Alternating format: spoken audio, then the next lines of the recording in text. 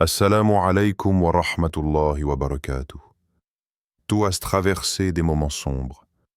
Tu as ressenti la douleur silencieuse, celle que personne ne voit, celle que personne ne comprend. Peut-être as-tu été trahi, abandonné, ou attaqué par des forces invisibles, des complots dont tu ne savais même pas qu'ils existaient. Mais dans ta souffrance, une question profonde germe dans ton cœur. Pourquoi moi ? Tu te demandes comment l'ombre peut se poser sur toi, alors que tu essaies seulement de suivre le droit chemin. Et pourtant, chaque jour, tu te sens plus lourd, plus fatigué, plus distant de la paix intérieure. Mais ce que tu ne sais pas encore, c'est que cette épreuve a un sens. Elle n'est pas là pour te briser, elle est là pour te renforcer. Et au-delà de cette douleur, il y a un secours divin que tu n'as pas encore vu. Un secours qui est plus proche de toi que tu ne l'imagines. Un secours qui te tend la main, aujourd'hui, car derrière chaque épreuve que tu traverses, il y a une main bienveillante qui te guide. Derrière chaque larme versée, il y a une promesse divine. Allah est avec toi. C'est dans l'obscurité la plus profonde que la lumière divine commence à briller. C'est dans l'invisible que les signes de sa protection se manifestent. Quand l'âme est à bout de force, Allah envoie des signes subtils mais puissants, des rêves, des intuitions, des retournements soudains de situation. Ces signes sont là pour te rappeler que tu n'es pas seul, qu'il n'y a pas de malheur qui dure éternellement, et surtout qu'il n'a jamais cessé de t'aimer. Mais il y a un secret que beaucoup ignorent. Ta libération spirituelle commence par un retour sincère à lui. C'est dans ta vulnérabilité, dans ton appel désespéré à Allah, que réside la clé de ta victoire. Ce n'est pas dans la vengeance, ni dans la lutte contre les forces du mal. C'est dans la soumission totale à sa volonté, dans la confiance totale en lui. Et c'est là, au moment où tu penses que tout est perdu, que tout commence réellement. Quand Allah décide d'intervenir, personne ne peut l'arrêter. Il te montrera le chemin. Il te guidera. Il t'enverra des signes de sa protection.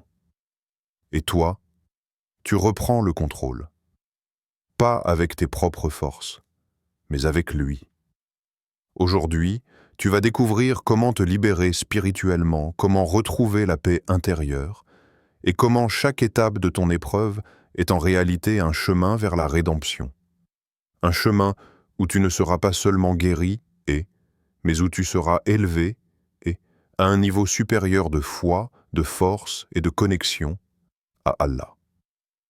Alors, es-tu prêt à reprendre le contrôle, à laisser Allah te guider vers ta lumière? Le voyage commence maintenant. Il existe un monde que nos yeux ne voient pas, mais dont nous ressentons la présence. Un monde où les pensées se chargent d'intentions, où la jalousie se transforme en poison, et où certains cœurs, rongés par la haine, envoient dans l'ombre ce que leur bouche n'oserait jamais prononcer. Ce n'est pas un conte, ce n'est pas de la superstition. C'est une réalité que le prophète Muhammad nous a enseignée, que le Coran nous révèle, et que les âmes sensibles perçoivent bien avant que les faits ne les confirment. Il y a des personnes qui ne t'affronteront jamais face à face. Leur force ne réside pas dans la confrontation, mais dans la dissimulation. Elles sourient en public, mais nourrissent dans le secret des intentions sombres. Parfois, elles n'ont même pas besoin de prononcer ton nom. Il leur suffit de te penser avec rancune, de t'envier avec intensité, et de se réjouir de tes chutes, même silencieuses. C'est dans cette zone trouble, dans cette noirceur invisible, que le mal s'organise. Il y a des douleurs qu'on ne peut pas expliquer, des blessures qui n'apparaissent sur aucune radiographie, aucun dossier médical, aucun regard extérieur. Elles sont là profondément enfoncées dans la poitrine, comme un poids, une gêne, un feu doux mais constant. Elle ne saigne pas à l'œil nu, mais elle consume l'âme. Elle ne crie pas fort, mais elle murmure jour et nuit. Et parfois, elles n'ont même pas de nom. C'est ce que vit le croyant blessé en silence. Celui qui porte une tristesse qu'il ne peut pas partager. Celui qui sourit devant les autres, mais dont l'âme gémit dans la solitude. Pas à cause d'un péché, pas à cause d'une erreur, mais parce qu'il a été atteint par quelque chose qu'il ne comprend pas.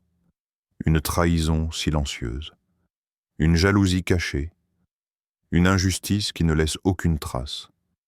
Il doute, il pleure, il prie, et parfois, il se demande qu'est-ce que quelqu'un voit ce que je traverse? Est-ce que quelqu'un sait ce que je ressens vraiment? Et la réponse est oui. Allah voit, Allah sait, Allah entend. Quand les humains t'ignorent, Allah te regarde avec rahma. Allah dit dans le Coran, « Ton Seigneur ne fait pas de tort aux gens » Sourate Yunus, verset 44. Le monde peut ne pas te croire. Ta famille peut te dire que c'est dans ta tête. Tes amis peuvent te répondre avec légèreté ou changer de sujet. Mais Allah, lui, ne détourne jamais son regard. Lui, il sait.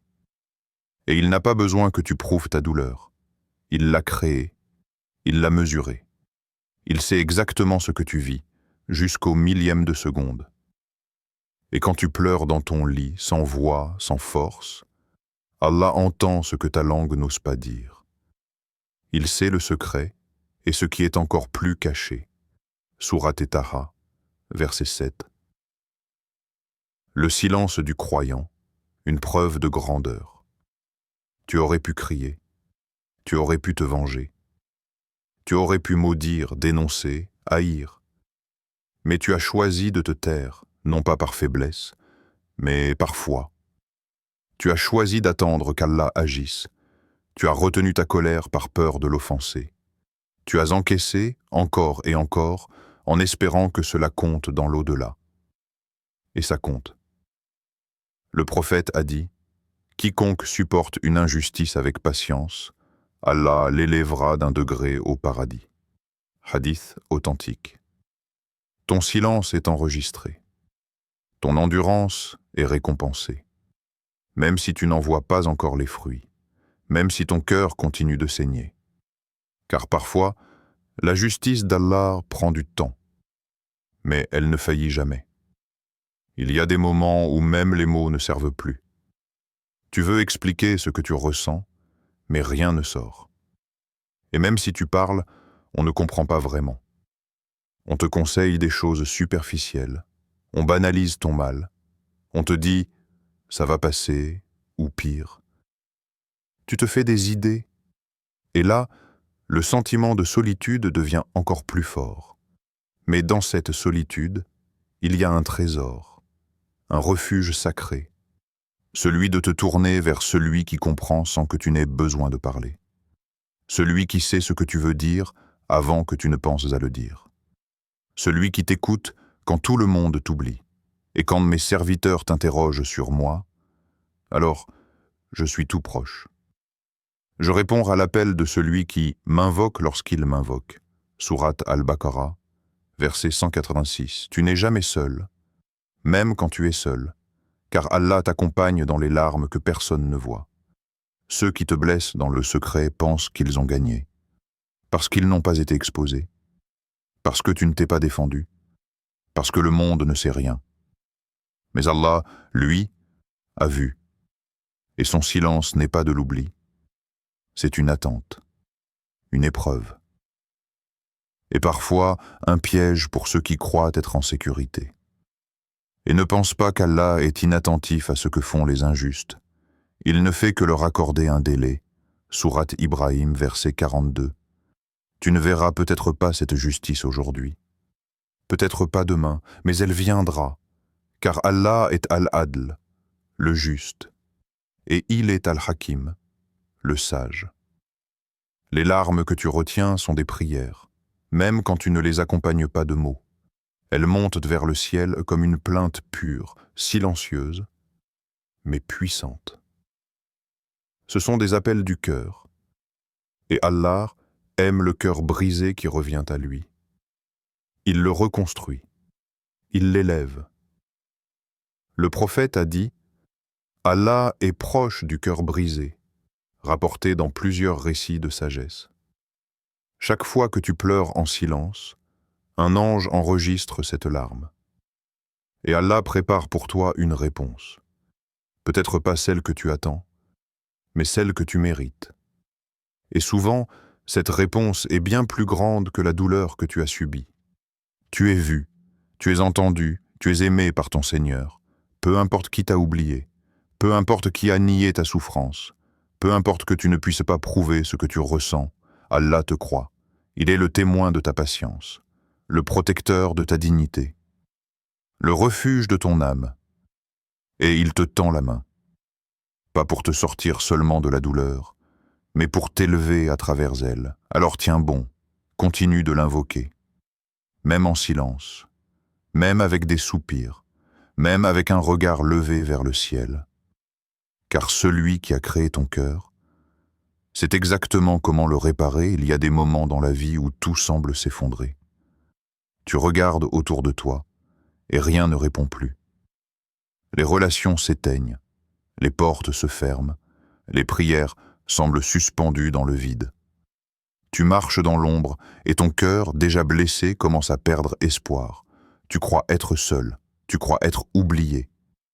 Mais c'est souvent dans ces instants que le secours divin se prépare, pas avec bruit, pas avec éclat, mais avec douceur, avec précision, avec sagesse. Car quand Allah décide d'intervenir, rien ni personne ne peut retenir sa miséricorde. Il n'a pas besoin de ton plan. Il ne suit pas ton timing. Mais il connaît le moment exact où ton cœur ne pourra plus continuer. Et c'est à ce moment précis qu'il agit. Allah t'envoie des signes, si tu apprends à les lire. Parfois, ce ne sont pas des miracles éclatants, mais des signes subtils, des clins d'œil du ciel, des réponses silencieuses mais puissantes. Quand tu n'as plus de force, il te montre qu'il est là.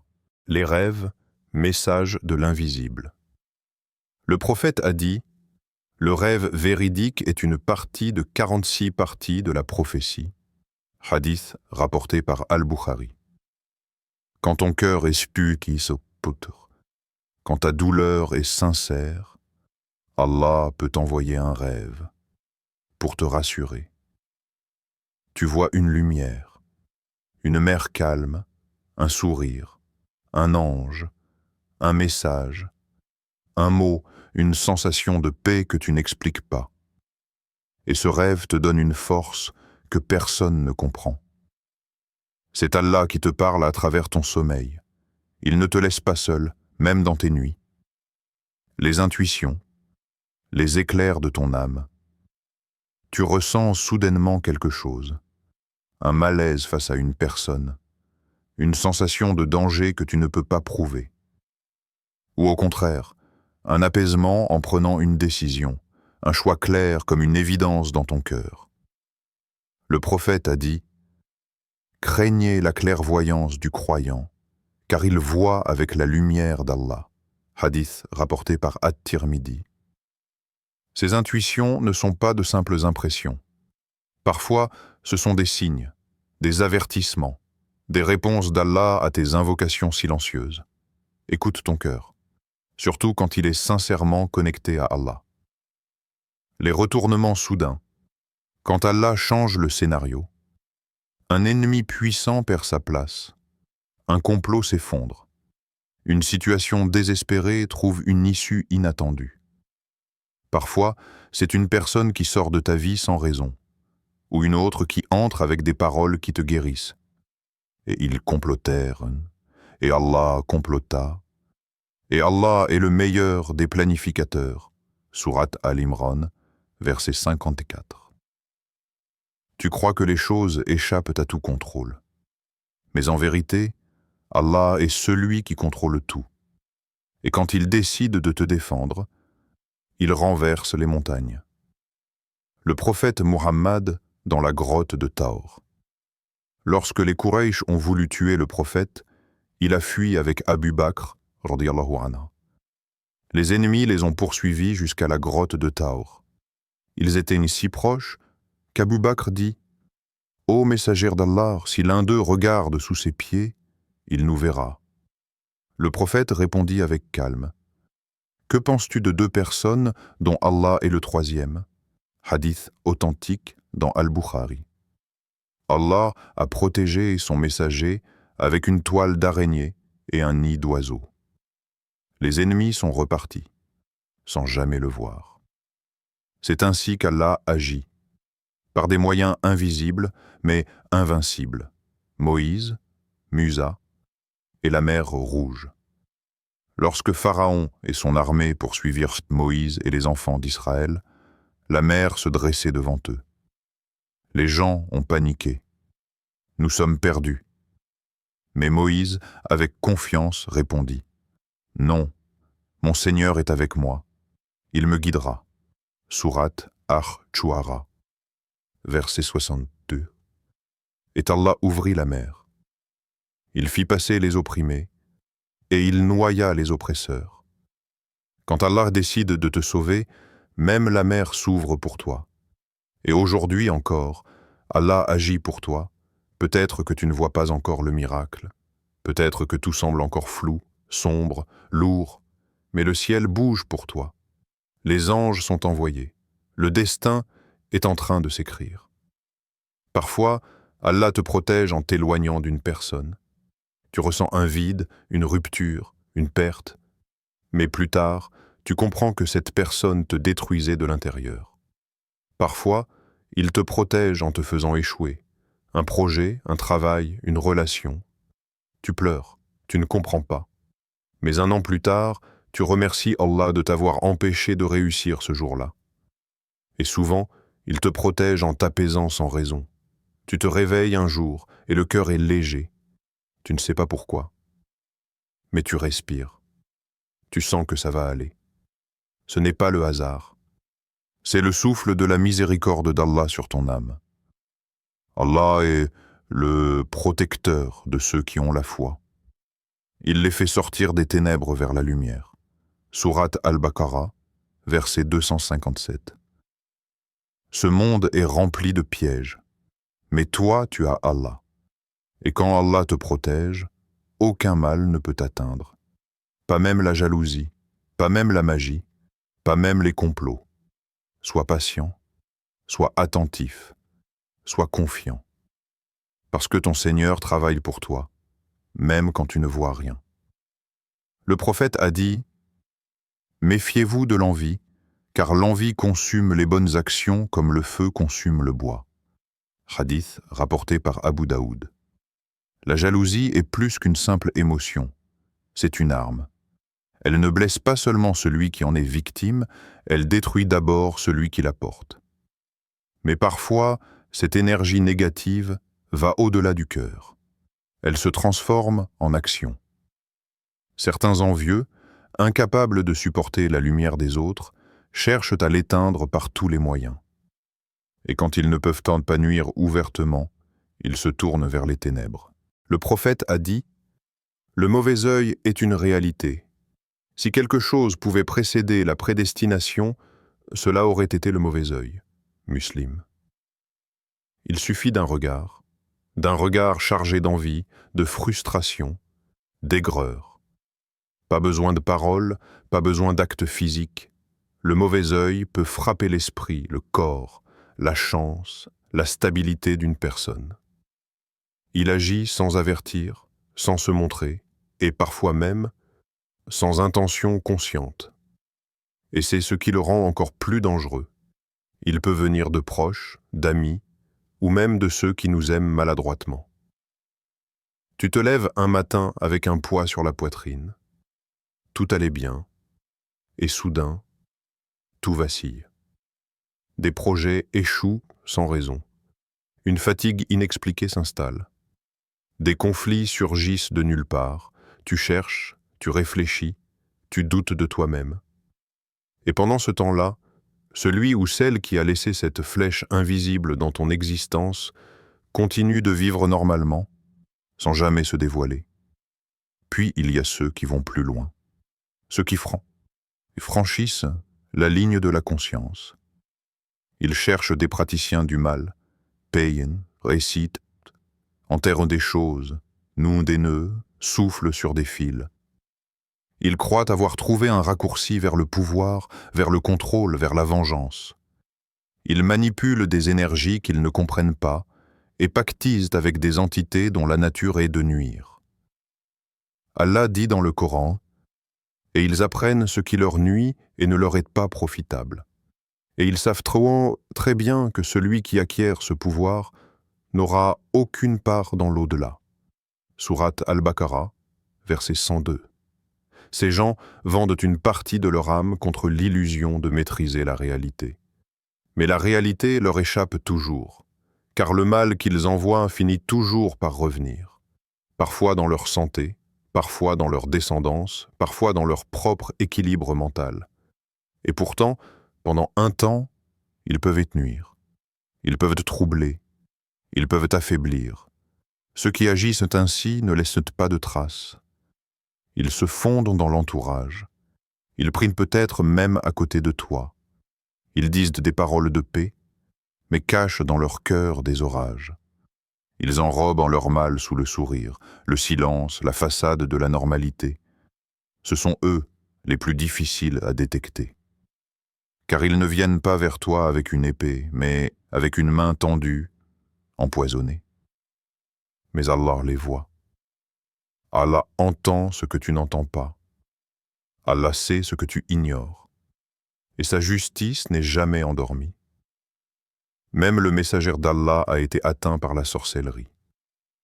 Une personne malveillante a tenté de le faire souffrir par des moyens occultes. Mais Allah, dans sa sagesse, a révélé les 2 sourates protectrices, Al-Falaq et An-Nas, en réponse à cet événement. Elles sont devenues des armes spirituelles puissantes pour tous les croyants. 10. Je cherche protection auprès du Seigneur de l'aube naissante. Sourate Al-Falaq. 10. Je cherche protection auprès du Seigneur des hommes. Sourate An-Nas. Ce ne sont pas de simples versets. Ce sont des boucliers, des forteresses contre l'invisible. Car même quand l'ennemi se cache, Allah prépare ses serviteurs. Ces attaques invisibles peuvent briser la paix intérieure. Elles nourrissent l'anxiété, les troubles du sommeil, les pertes d'énergie soudaines, les blocages répétés. On se sent vidé sans comprendre pourquoi. Mais plus que tout, elles peuvent éteindre la lumière du cœur. Le croyant se sent loin d'Allah, confus, fragile. Et pourtant, chaque douleur est vue, chaque larme est comptée. Chaque injustice a un prix. Car Allah est Al-Basir, celui qui voit tout, Al-Hafiz, celui qui protège, Al-Adl, le juste. Tu n'es pas fou, tu n'es pas faible. Tu es ciblé parce que ta lumière dérange, parce que ta pureté fait trembler ceux qui se sont vendus aux ténèbres. Mais souviens-toi toujours, celui qui s'en remet sincèrement à Allah est intouchable, même dans l'invisible. Il arrive un moment où l'on se dit « assez ». Assez de souffrir en silence, assez de douter, assez de survivre. Ce moment-là, c'est le tournant. Ce n'est pas la fin de l'épreuve, mais c'est le début de ta libération. Pas une libération par vengeance, pas une libération par haine, mais une libération par la foi, une reprise de contrôle avec Allah. Et c'est cela la vraie force du croyant. Il ne se libère pas en s'éloignant de Dieu. Il se libère en revenant à lui, encore plus fort. Nous faisons descendre du Coran ce qui est une guérison et une miséricorde pour les croyants. Sourate Al-Isra, verset 82. Le Coran n'est pas un livre à lire seulement dans les moments calmes. C'est ton refuge dans la tempête. C'est ta lumière dans le tunnel. C'est ta corde quand tu es au bord de la chute. Lis-le, écoute-le, Laisse ces mots traverser ton âme, verser leur paix sur tes blessures. Certaines sourates sont des boucliers. Al-Fatiha est une ouverture vers la guérison. Al-Baqarah éloigne les shayatines. Al-Ikhlas, Al-Falaq et An-Nas sont des protections puissantes contre le mal caché. Répète-les. Prends-les comme tes compagnons. Et tu verras. Ton cœur commencera à respirer à nouveau. Invoquez-moi, je vous répondrai. Sourate Ghafir, verset 60. Tu n'as pas besoin d'être éloquent. Tu n'as pas besoin de savoir tout dire. Dis simplement, Ya Allah, guéris mon cœur. Ya Rab, protège-moi de ce que je ne vois pas. Ya Rahman, je n'ai que toi. Et crois-moi, chaque mot est entendu. Chaque larme est pesée. Chaque plainte monte comme de l'encens vers le trône d'Allah. Et même si la réponse tarde, elle arrive. Toujours. Cherchez secours dans la patience et la prière. Sourate Al-Baqarah, verset 45. Quand tu pries, tu n'es plus une victime. Tu es un serviteur debout devant son roi. Tu es dans la lumière. Tu es dans la vérité. La prière n'est pas seulement un devoir, c'est un rempart, c'est une arme, c'est un traitement. Et surtout, c'est le moment où tu reprends le contrôle. Même si le cœur est lourd, même si les larmes coulent, continue de te prosterner, continue de t'accrocher, car chaque prosternation, c'est une chaîne qui se brise. C'est une douleur qui s'éteint. C'est une barrière qui s'effondre. Ceux qui ont cru, et dont les cœurs se tranquillisent à l'évocation d'Allah. N'est-ce que point par l'évocation d'Allah que les cœurs se tranquillisent? Sourate Ar-Ra'd, verset 28. Dire Subhanallah, Alhamdulillah, Allahu Akbar, La ilaha illallah. Ce n'est pas seulement parler, c'est traiter ton âme, c'est purifier ton cœur, c'est faire fuir le mal. Le prophète a dit: l'exemple de celui qui se souvient d'Allah et de celui qui ne s'en souvient pas est comme celui du vivant et du mort. Hadith authentique. Alors vis. Répète. Fais du dhikr dans ton cœur, dans ta voiture, dans ton lit, à voix basse, à voix haute. Chaque mot, c'est une lumière. Et plus tu remplis ton cœur de lumière, moins l'ombre a de place en toi. Parfois, tu veux tout contrôler. Tu veux comprendre pourquoi. Tu veux savoir comment. Mais la vérité, c'est que certaines réponses ne viennent que quand tu lâches prise. Le tawakkul, c'est dire « Ya Allah, je ne sais pas. Mais toi, tu sais. Je ne peux pas.